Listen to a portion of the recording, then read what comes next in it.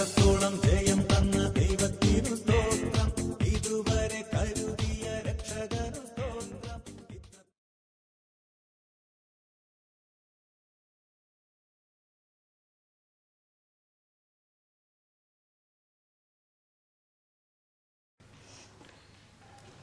ദൈവത്തിന്റെ വലിയ തിരുനാമത്തിന്റെ മഹത്വം ഉണ്ടായിരിക്കട്ടെ. നമ്മുടെ വികാരി കുര്യാക്കോസച്ചൻ ഇവിടെ ഇല്ലെങ്കിലും ബഹുമാനപ്പെട്ട കുര്യാക്കോസച്ചൻ, ജോണച്ചൻ, മാതാപിതാക്കളെ, സഹോദരി സഹോദരന്മാരെ, കുഞ്ഞുങ്ങളെ, നിങ്ങൾക്ക് ഏവർക്കും ദൈവനാമത്തിൻ്റെ സ്നേഹമാണ്. നമുക്ക് ഉച്ച കഴിഞ്ഞുള്ള ഈ സമയത്ത് ദൈവസന്നിധിയിലിരിക്കുമ്പോൾ ഒരു പാട്ട് പാടി തുടങ്ങി. എല്ലാവർക്കും അറിയാവുന്നൊരു പാട്ട്. ഉറപ്പിക്കെന്നെ നാഥാ, നിറയ്ക്കായെന്നെ ശുദ്ധാത്മാ, ക്രിസ്തൻ മഹത്വത്താലേ ഞാൻ മുറ്റും നിറഞ്ഞു ശോഭിപ്പാൻ. ക്രിസ്തൻ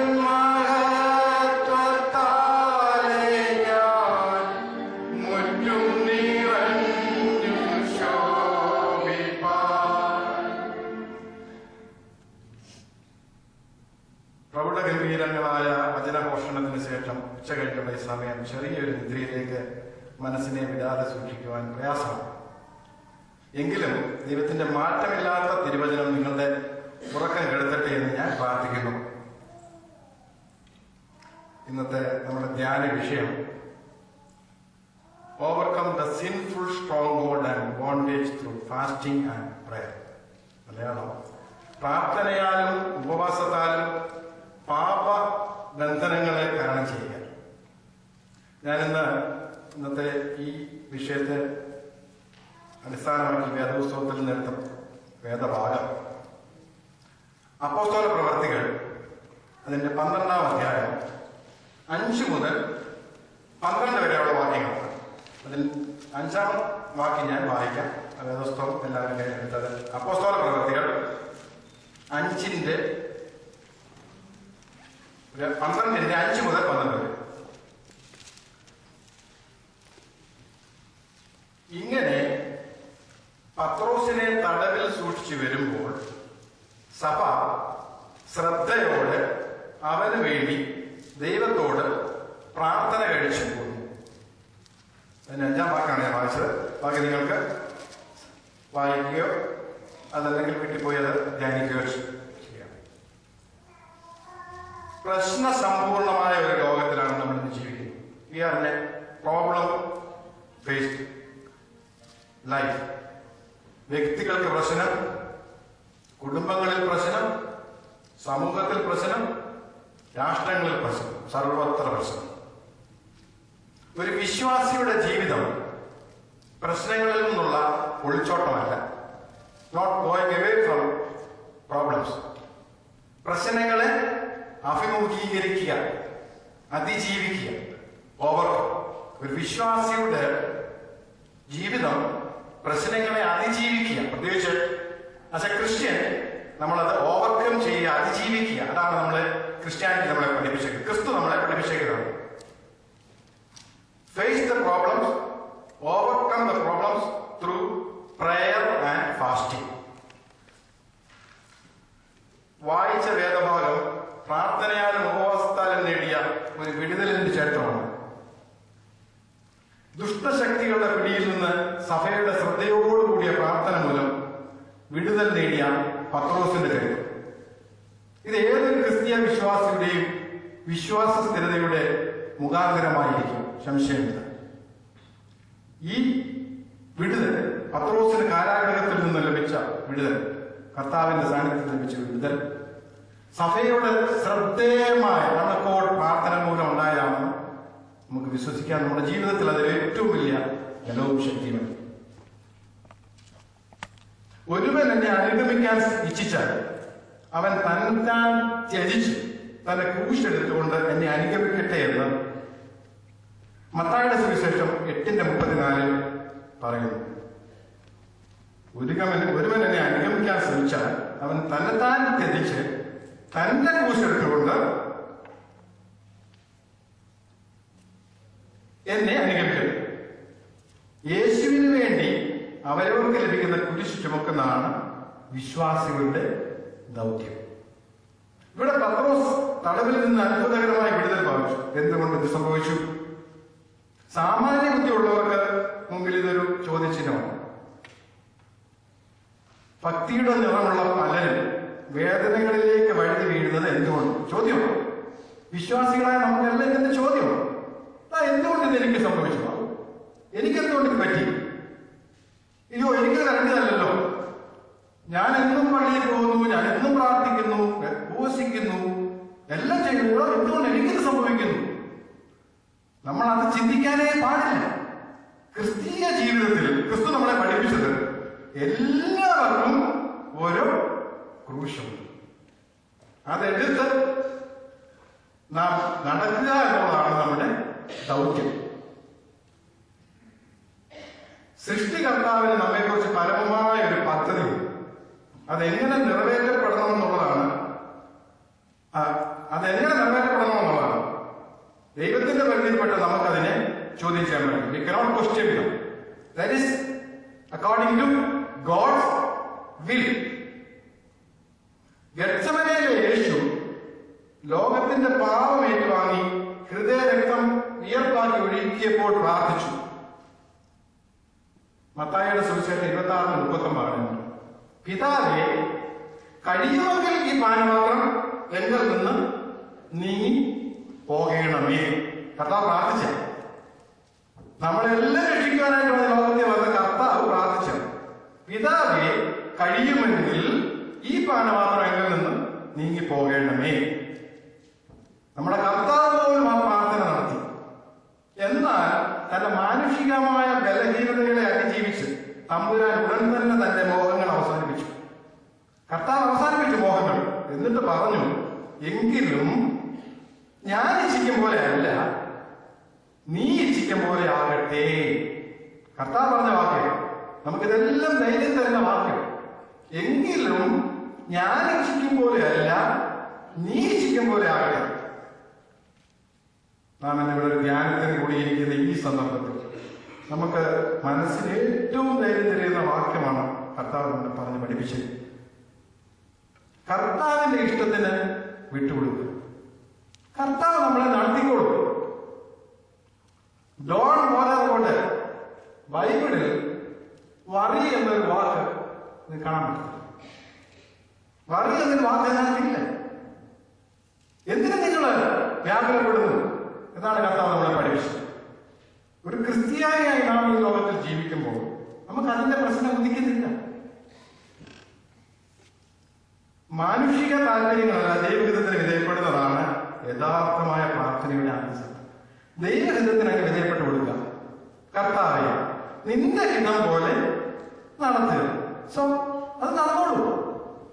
വിശുദ്ധ പൗലോസ് പ്രഖ്യാപിച്ചു, എനിക്ക് ജീവിക്കുന്നത് ക്രിസ്തുവും മരിക്കുന്നത് ലാഭവുമത്രേ. ഫിലിപ്പിയ ലേഖനം 1:21. ഫിലിപ്പിയ ലേഖനം നമ്മൾ വായിക്കുമ്പോൾ ഇപ്പോഴും എനിക്ക് കണ്ണുനീരോടുകൂടി എഴുതാൻ പറ്റും. പൗലോസ് ചങ്ങലങ്ങളിൽ കിടന്ന് തടവറയിൽ കിടന്ന് എഴുതിയ ലേഖനമാണ്. കാരാഗ്രഹ ലേഖനങ്ങൾ നമ്മൾ പറഞ്ഞ 4 ലേഖനമാണ്. ഫിലിപ്പിയ ലേഖനം, എഫേസി ലേഖനം, കൊലോസി ലേഖനം, ഫിലമോൻ എഴുതിയ ലേഖനം. 4 ലേഖനങ്ങൾ പൗലോസ് തടവറയിൽ ഇരുന്ന് എഴുതിയ ലേഖനങ്ങൾ. ഏതൊരു വിശ്വാസിക്കും ധൈര്യവും ആത്മപ്രതീക്ഷയും നൽകുന്ന വാക്യങ്ങളാണ് അതിനകത്ത് എഴുതിയിരിക്കുന്നത്. സ്വന്തം ജീവനെ പോലും മുന്നിൽ കണ്ടുകൊണ്ട് കിടക്കുന്ന സമയത്ത്, ചങ്ങലകളിൽ കിടന്ന സമയത്ത് വിശ്വാസ സമൂഹത്തിന്, പുതിയ നിയമസഭയ്ക്ക് എഴുതി കൊടുത്ത ലേഖനങ്ങൾ. നമ്മുടെ ശക്തി അതാണ്. അതേ പൗലോസ് തന്റെ ശരീരത്തിലെ മാരകമായ രോഗം മാറ്റാൻ കർത്താവിനോട് അപേക്ഷിച്ചു. നമുക്ക് വായിക്കാം. എല്ലാവർക്കും ഞാനിതെല്ലാം പറയുന്നത് വചനത്തിൽ നിന്നുള്ള കാര്യം. അതേ പൗലോസാണ് കർത്താവിനോട് പ്രാർത്ഥിച്ചത്. അദ്ദേഹത്തിന് രോഗമുണ്ടായിരുന്നു. എല്ലാവർക്കും അറിയാം. ശൂലം എന്നൊക്കെ പറഞ്ഞ ദിവസത്തിൽ അത് പറഞ്ഞിട്ടുണ്ട്. എന്തോ രോഗമാണെന്ന് അറിയത്തില്ല. കാഴ്ചകളുടെ പ്രശ്നമാണെന്ന് പറയുന്നു, ശരീരത്തിനകത്തുള്ള ബലഹീനതമാണെന്ന് പറയുന്നു. രോഗമുണ്ടായിരുന്നു പൗലോസ് പ്രാർത്ഥിക്കുകയും ചെയ്തു. മറുപടി, എന്റെ കൃപ നിനക്ക് മതി. 2 കൊരിന്ത്യർ 12:9. എന്റെ കൃപ നിനക്ക് മതി.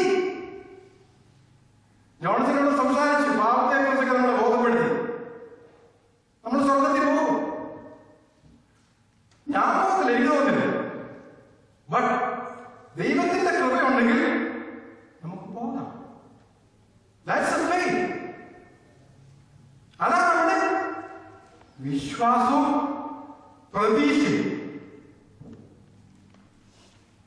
അത് തന്നെയുമല്ല, കർത്താവ് തുറന്നു പറഞ്ഞു, ലോകത്ത് നിങ്ങൾക്ക് കഷ്ടങ്ങളുണ്ട്, എങ്കിലും ധൈര്യപ്പെടുവിൻ, ഞാൻ ലോകത്തെ ജയിച്ചിരിക്കുന്നു.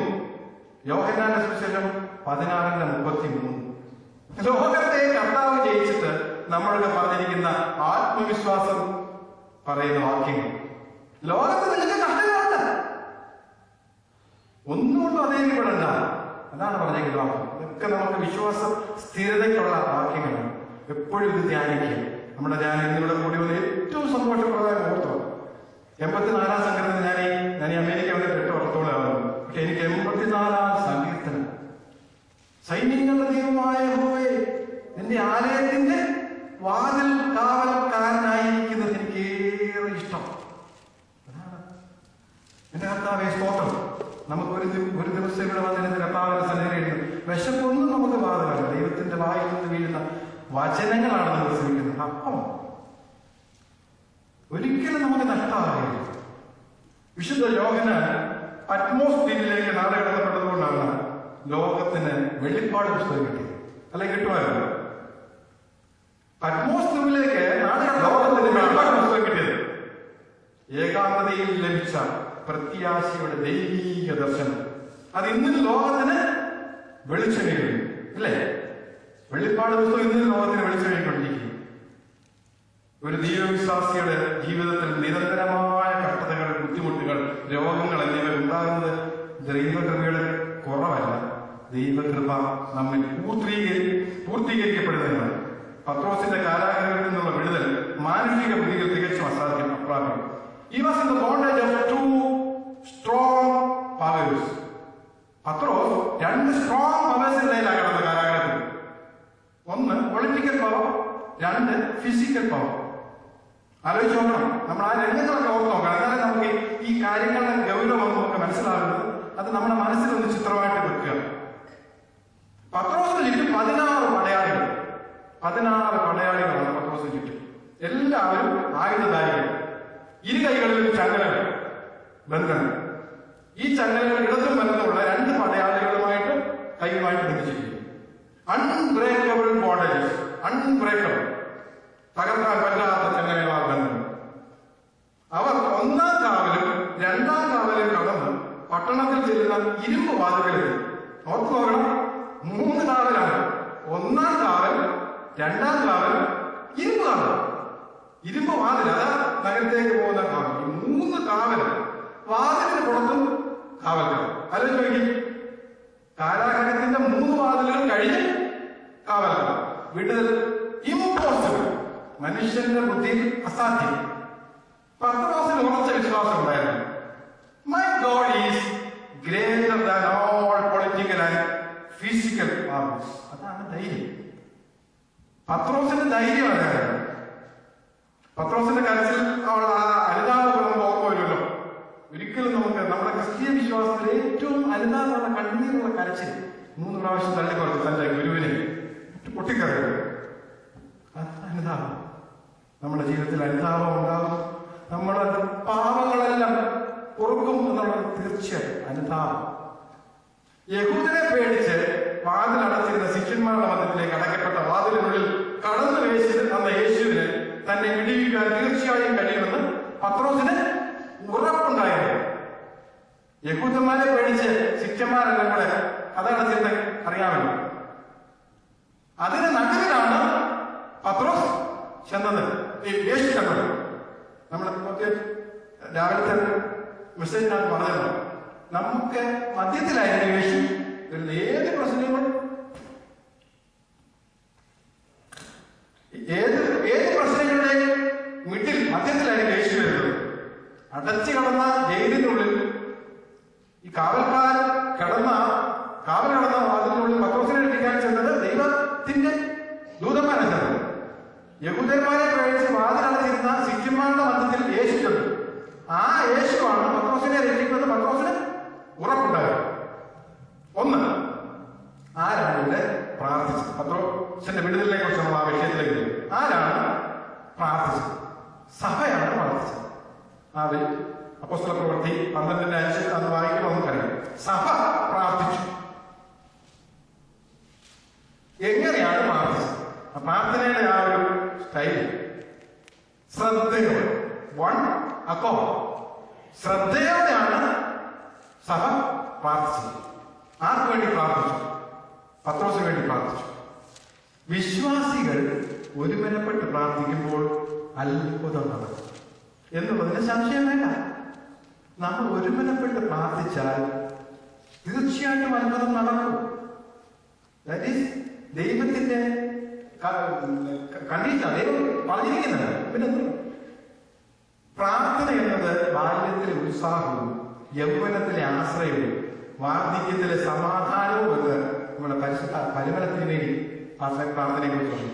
പ്രാർത്ഥന എന്നത് ബാല്യത്തിലെ ഉത്സാഹവും യൗവനത്തിലെ ആശ്രയവും വാർദ്ധക്യത്തിലെ സമാധാനമാണ്. എപ്പോഴും കൂടെ കൊണ്ടുനടക്കുന്നത്. നമ്മുടെ ശ്വാസോച്ഛ്വാസം പോലെ നമ്മുടെ ബ്രീത്ത് ചെയ്യുന്നതിന്റെ കൂടെ നമ്മൾ കൊണ്ടുനടക്കേണ്ട കാര്യം പ്രാർത്ഥന. എവിടെ ഇരുന്നാലും പ്രാർത്ഥിക്കാം, എവിടെ ഇരുന്നാലും പ്രാർത്ഥിക്കാം. ദൈവമായിട്ടുള്ള relationship it's a dialogue. It's a dialogue between myself or yourself with God. എല്ലാ വാതിലും അടയ്ക്കപ്പെട്ടപ്പോൾ ദൂതൻ വിടുതലായി കാരാഗ്രഹത്തിനുള്ളിൽ പത്രോസിന് അടുത്ത്. ദൂതൻ പത്രോസിന്റെ വിലാപം തട്ടി ചങ്ങലകൾ താഴെ അഴിഞ്ഞു വീണു. ധൃതഗതിക്കാരനാണ് പത്രോസ് എന്ന് കർത്താവിന് അറിയാം. നമുക്ക് കഥ അറിയാം. പത്രോസ് കുറച്ച് എടുത്തിയാടി ഉത്തരം പറയുന്നത് ചാടിക്കുന്നു. ദൈവം പ്രവർത്തിക്കുമ്പോൾ എല്ലാം പെർഫെക്റ്റ് ആയിട്ട് ഒന്ന് പറഞ്ഞു. വസ്ത്രം പതയ്ക്കാൻ, അരകെട്ടാൻ, ബെൽറ്റാണ്, അരകെട്ടാൻ, ചെരിപ്പിടാൻ. ഈ 3 കാര്യങ്ങൾ ചെയ്തിട്ടാണ് പത്രോസിനെ അവിടുന്ന് ആലോചിച്ച് നോക്കി. നമ്മളെ അർദ്ധരാത്രി നമ്മൾ ഉറങ്ങി കിടക്കുമ്പോൾ ആരെങ്കിലും നമുക്ക് കഥ കൊടുക്കുമ്പോൾ നമ്മളെ എങ്ങനെ ചാടിയിരിക്കുന്നത്? പ്രിപ്പയർഡ് ആണോ നമ്മൾ? ചിന്തിച്ചോ? We are not prepared. ചിലപ്പോൾ നമ്മുടെ കയ്യിൽ ഊരി പോകായിരിക്കും, വലിയ ഡ്രസ്. നമ്മൾ പ്രിപ്പയർഡ് അല്ല. ബട്ട് ഇവിടെ സംബന്ധിച്ച് നോക്കി, പത്രോസിനെ കാരാഗ്രഹത്തിൽ നിന്ന് ഇറക്കുന്നത് പെർഫെക്റ്റ് ആയിട്ടാണ്. വസ്ത്രം പുതച്ച് അരകെട്ടി ചെരുപ്പ് പിടിപ്പിച്ചു പുറത്തേക്ക് വരാൻ ആവശ്യമില്ല. ദീർഘയാത്രയുടെ തയ്യാറെടുപ്പാണ് അരകെട്ടുന്നത്. ഒരു ദീർഘയാത്രയ്ക്ക് പോകുമ്പോഴാണ് നമ്മൾ കെട്ടിയെടുക്കുന്നത്. പ്രവർത്തനത്തിന് തയ്യാറാക്കുന്നതാണ് ചെരുപ്പിട്ടുള്ള നമ്മൾ പ്രവർത്തനത്തിന്റെ വാക്ക്. വസ്ത്രം പുതച്ച് അരകെട്ടി ചെരുപ്പിട്ട് പ്രതികൂലങ്ങളെയും ശത്രുതയെയും അഭിമുഖീകരിക്കാൻ പുറത്തേക്ക് ഇറങ്ങും. പ്രതികൂലങ്ങൾക്ക് നടുവിലേക്ക് ഇറങ്ങും. ഒരു വിശ്വാസിയുടെ ജീവിതം നിരന്തരമായ ആത്മീയ പോരാട്ടത്തിൽ. ഒരു വിശ്വാസിയുടെ ജീവിതം നിരന്തരമായ പോരാട്ടം. തീർച്ചയായിട്ടും നമുക്ക് ഇപ്പോഴൊക്കെ നമ്മൾ ജീവിക്കുന്ന ഈ സമയത്തല്ല, പ്രത്യേകിച്ച് ഈ കാലഘട്ടം നിരന്തരമായ പോരാട്ടം. ആരാണ് നമ്മുടെ ജീവിതത്തിലെ ശത്രു? Who is our enemy? പാപം എന്ന പിശാച്. നമ്മുടെ ശത്രു പാപം എന്ന പിശാച്. എന്താണ് നമ്മുടെ പാപം? ദൈവത്തിൽ നിന്ന് അകലുക. Diversion from God. That is our sin. ദൈവത്തിൽ നിന്ന് നമ്മൾ അകന്നു പോകുന്നു, നമ്മുടെ പാപം. എഫേസ്യ ലേഖനം 6:12 വിശുദ്ധ പൗലോസ് എഴുതിയിരിക്കുന്നു. നമുക്ക് എഫേസ്യ ലേഖനം 6:12 നമുക്ക് പോരാട്ടമുള്ളത് ജഡരക്തങ്ങളോടല്ല, വാഴ്ചകളോടും അധികാരങ്ങളോടും ഈ അന്ധകാരത്തിന്റെ ലോകാധിപതികളോടും സ്വലോകങ്ങളുടെ ദുഷ്പാഷ്ണ സേനകളോടും. ലൂക്കോസിന്റെ സുവിശേഷത്തിൽ പറയുന്നു, ലൂക്കോസ് 10:18 സാത്താൻ മിന്നൽ പോലെ ആകാശത്ത് നിന്ന് വീഴുന്നത് ഞാൻ കണ്ടു. മിന്നൽ പോലാണ് അവൻ ആകാശത്ത് നിന്ന് വീണത്. സാത്താൻ നിസ്സാരമല്ല. Is not a simple man. Is powerful. മാലാഖയായിരുന്നല്ല. നമ്മള് പഠിച്ചു വരുമ്പോൾ പറയും ഈ മാസം ഏച്ചു ഭയങ്കര ആലോചിച്ചാണ് അവനെ വെട്ടി താഴ്ത്തിയിട്ടാണ്. 40 ദിവസം ഉപയോഗിച്ച് പ്രാർത്ഥിച്ച് ആത്മീയ ശക്തി പ്രാപിച്ച നമ്മുടെ കർത്താവിനെ പോലും അവൻ വെറുതെ വിട്ടില്ല. ഓർത്തു നോക്കണം, 40 ദിവസം ഉപയോഗിച്ച കർത്താവിനെ പോലും അവൻ പരീക്ഷിക്കാൻ ചെന്നു. സോ അപ്പൊ നമ്മുടെ കാര്യം ആലോചിച്ച് നോക്കി. How much we take? ഇവരെ പരാജയപ്പെടാൻ കർത്താവിനെ പോലും പരീക്ഷിക്കാൻ ചെന്നവൻ നമ്മൾ എത്ര ഉപവസിച്ചാലും പ്രാർത്ഥിച്ചാലും നമ്മളെയൊന്നും പരീക്ഷിക്കാൻ. So we have to be careful. ഈ പിശാചിനോട് പേരാണ് കർത്തൃ പ്രാർത്ഥനയിലെ ഒരു വാക്യം ഏറെ ശ്രദ്ധേയമാണ്. ഈ പിശാചിനോട് പേരാണ് പരീക്ഷയിലേക്ക് ഞങ്ങളെ പ്രവേശിപ്പിക്കരുതേ, പിന്നെയോ ദുഷ്ടനിൽ നിന്ന് ഞങ്ങളെ രക്ഷിച്ചുകൊള്ളണമേ. ഇവിടെ ദുഷ്ടൻ പിശാചാണ്. ആ വേള് പ്രാഴ്ച പ്രാർത്ഥന നമുക്ക് ഏറ്റവും ഉചിതം. ഇവിടെ ദുഷ്ടൻ പിശാചാണ്. നമ്മുടെ വിഷയം overcome the sinful stronghold and bondage through fasting and prayer. പ്രാർത്ഥനയാലല്ലാതെ ഈ ജാതി ഒന്നിനാലും പുറപ്പെട്ടു പോവുകയില്ല എന്ന് നമ്മുടെ കർത്താവ് പറഞ്ഞാണ്. നാം പിന്തുടരേണ്ടതല്ല പ്രാർത്ഥനയിലും ഉപവാസത്താലും മാത്രം. അതല്ല കുഴപ്പമില്ല, വേറെ ഒരു മാർഗവുമില്ല. കൗൺസിലിങ്ങോ ഒന്നുമില്ല. പ്രാർത്ഥിക്കുക, ഉപസിക്കുക, ദൈവത്തോട് അടുക്കുക, ഡയലോഗ് ഇങ്ങനെ നേരിടാം. പോസിബിൾ. അത് നമ്മൾ പറയുന്നതിന്റെ ശക്തി ക്രിസ്തുവിൽ വ്യാപരിച്ച ഉയർപ്പിന്റെ ശക്തിയാണ്. നമ്മുടെ ഉയർപ്പിന്റെ ശക്തിയാണ്. ക്രിസ്തു ഉയർന്ന് മേളിലിരിക്കുക നമുക്ക് വേണ്ടി. ലോകത്ത് ഒരു മതവും ഉയർത്തവരെ എന്ന് പറയുന്നത് നമ്മുടെ കർത്താവിന്റെ യേശുവിനെ തുറന്നു കിടക്കുക. ആർക്കും കാണാം. ഉയർത്ത് മേളിലിരിക്കുക നമുക്ക് വേണ്ടി അവിടെ ഇരിക്കുക. അതാണ് അതായത് ക്രിസ്തുവിൽ വ്യാപരിച്ച ഉയർപ്പിന്റെ ശക്തിയാണ് നമുക്കുള്ളത്. നമ്മുടെ മാനുഷിക ബലഹീനതകളെ അതിജീവിക്കുന്നതാണ് നമ്മൾ ജീവിക്കുന്ന ദൈവത്തിന്റെ ശക്തി. അതിന് നമ്മെ പ്രാപ്തരാക്കുന്നതാണ് ദൈവത്തിന്റെ സർവായുധവർഗം. എഫേസ്യ ലേഖനം തുടരുന്നു. എഫേസ്യ ലേഖനത്തിൽ തന്നെ എഫേസ്യ ലേഖനം 6:19 വരും. സർവായുധവർഗം നിങ്ങളുടെ അരയ്ക്ക് സത്യം കിട്ടി, നീതി എന്ന കവചം ധരിച്ചു, സമാധാന സുവിശേഷത്തിനായുള്ള ഒരുക്കം കാലിന് ചെരുപ്പാക്കി, എല്ലാത്തിനും മീതെ ദുഷ്ടന്റെ തീയമ്പുകളെ എവിടെയും കെടുക്കുവാൻ തക്കതായ വിശ്വാസം എന്ന പരിചയ എടുത്തുകൊണ്ട് നിൽപ്പി, രക്ഷ എന്ന ശിരസ്സും ദൈവവചനം എന്ന ആത്മാവിന്റെ വാളും കൈക്കൊള്ളുകയും, സത്യമെന്ന അരക്കെട്ട് ബെൽറ്റ്, നീതിയാകുന്ന കവചം, സമാധാന സുവിശേഷമാകുന്ന ചെരുപ്പ്, വിശ്വാസമാകുന്ന പരിചയം, രക്ഷയാകുന്ന തൊപ്പി. ഇതിനെക്കുറിച്ചൊക്കെ വിവരിക്കാൻ പറ്റുന്ന ഒരുപാട് സമയം നമുക്ക് പോകും. വായിച്ച് ധ്യാനത്തിലെടുത്ത് നമ്മളത് വായിച്ച് മനസ്സിലാക്കും. ദൈവവചനം എന്ന വാൾ, ഇരുവായ്പിലുള്ള വാളാണ്. ഇരുവായ്പിലുള്ള വാളാണ്. എബ്രായലേഖനം 4:12 പറയുന്നത് അവൻ ഇരുവായ്പിലുള്ള വാളിനേക്കാൾ മൂർച്ചയുള്ളൂ, പ്രാണനെയും ആത്മാവിനെയും സത്യമഞ്ജങ്ങളെയും തുളച്ചു കയറും വരെ ചെല്ലുന്നതെന്നാണ് പറയുന്നത്. അത് കഴിഞ്ഞ എഫേസ്യ ലേഖനം 4:15 നമ്മൾ വായിക്കുന്നു. സകലവും അവന് കൺമുമ്പിൽ നഗ്നവും മലർന്നു കിടക്കുന്നു, അവനുമായിട്ടാകുന്നു നമുക്ക് കാര്യമുള്ളത്. എബ്രായലേഖനം 4:13 We are related with God. നമുക്ക് മറച്ചു വെക്കാറൊന്നുമില്ല. സർവവും അവൻ കൺമുമ്പിൽ നഗ്നവും മലർന്നു കിടക്കുന്നു. സർവായ വർഗത്തോടൊപ്പം സകല പ്രാർത്ഥനയാലും യാചനയാലും ശത്രുവായ പിശാചിനോട് പോരാടാൻ പ്രാപ്തരാകും. ഉപവാസത്തോടു കൂടിയ പ്രാർത്ഥന ഏറ്റവും ഫലപ്രദമാണ്. ഉപവാസം എന്നത് കേവലം ഭക്ഷണമത്സ്യമല്ല, ആത്മാവിനെ കളങ്കപ്പെടുത്തുന്നത് എന്തും വർജിക്കാതെ ശക്തിയും അനുഗ്രഹവും ലഭിക്കുക. ഒന്നുകൂടെ ഞാൻ അടിവരായിട്ട് പറയുന്നു, ആത്മാവിനെ കളങ്കപ്പെടുത്തുന്നത് എന്തും വർജിക്കാതെ ശക്തിയും അനുഗ്രഹവും ലഭിക്കുകയില്ല. അതിനാൽ ഏത് സമയത്തും പ്രാർത്ഥിക്കുക, ജാഗ്രതയോട് പ്രാർത്ഥിക്കുക, നിസ്വാർത്ഥമായി പ്രാർത്ഥിക്കുക. ഉപവാസവും പ്രാർത്ഥനയും ഒരു ദൈവ പൈതലിന്റെ കോട്ടയാണ്. സാത്താന്റെ കോട്ടകളെ തകർക്കുവാൻ, അവന്റെ ബന്ധനങ്ങളിൽ നിന്ന് വിടുതൽ പ്രാപിക്കുവാൻ ഈ വിശുദ്ധ നോയമ്പുകാലം നമ്മുടെ പ്രാർത്ഥനയാലും ഉപവാസാലും ദൈവം നമ്മെ ഏവരെയും സഹായിക്കുമാറാകട്ടെ എന്ന് ഞാൻ പ്രാർത്ഥിക്കുന്നു. അതിനോടുകൂടി എനിക്ക് ഒരു ഇതോടെ അപ്പോസ്തല പ്രവർത്തികൾ 13, നമ്മളിപ്പം 12 13 ഉപവാസത്തെ കുറിച്ചുള്ളൊരു ഇതോടെ പറഞ്ഞു. പൗലോസിനെയും ബർന്നബാസിനെയും ലോകത്തെങ്ങും പോയി സുവിശേഷം അറിയിക്കാനായിട്ട് സഭ ഉപവസിച്ച് പ്രാർത്ഥിച്ചു. അപ്പോസ്തല പ്രവർത്തി 13:2-3. അതാണ് നമുക്ക് ഇന്ന് ഏറ്റവും അത്യാവശ്യമായിട്ട് ഉപവാസവും പ്രാർത്ഥനയും. എന്റെ വചനങ്ങളെ ഞാൻ ചുരുക്കുന്നു. നിങ്ങൾക്ക് ഏവർക്കും ഏറ്റവും നല്ല ഒരു നോയമ്പുകാലം. ആ നോയമ്പിൽ നമുക്ക് ക്രിസ്തുവിനോട്ട് അടുക്കുവാനും നമുക്ക് ദൈവവുമായിട്ടുള്ള ഡയലോഗ് നടത്തുവാനും അതിന് കിട്ടുന്ന അവസരങ്ങൾ ഒരിക്കലും നഷ്ടപ്പെടുത്തരുത്. നമുക്ക് ഈ ആലയത്തിൽ വന്ന പ്രധാന സ്ഥലങ്ങൾ ഓർക്കും. തന്റെ ആലയത്തിന്റെ വാതിൽ കാവൽക്കാരനായിരിക്കുന്നത് ഏറെ ഇഷ്ടം. ആ ഒരു രീതി നമുക്ക് ജീവിതത്തെ നയിക്കാം, ക്രമപ്പെടുത്താം. ദൈവം തമ്മിൽ നമുക്ക് അതിനെല്ലാം ശക്തിയും കൃപയും കരുണയും സമാധാനവും നൽകട്ടെ എന്ന് പ്രാർത്ഥിക്കുന്നു. എനിക്ക് അവസരം തന്ന നമ്മുടെ വികാരിച്ചനും ജോൺസനും പ്രത്യേകം ഇടപെടലുകൾ കേട്ട് നിങ്ങൾക്കും നന്ദി. എനിക്ക് വേണ്ടി പ്രാർത്ഥിക്കുക. ദൈവം നമ്മുടെ എല്ലാവരെയും അനുഗ്രഹിക്കും.